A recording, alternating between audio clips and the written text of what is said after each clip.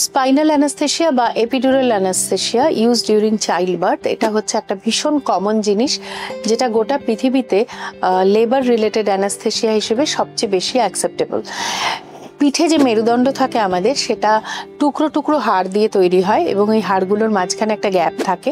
সেই গ্যাপের স্পেসে একটা ফ্লুইড থাকে, সেরিব্রোস্পাইনাল ফ্লুইড।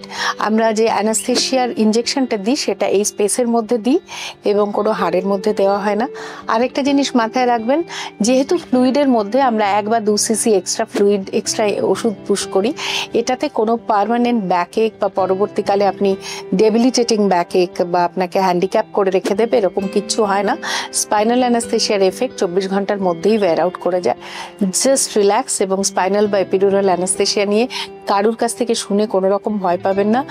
যদি কিছু বলতে হয় ডাক্তারের সঙ্গেই কথা বলুন, তিনি আপনাকে নিশ্চয়ই বুঝিয়ে দেবেন সব।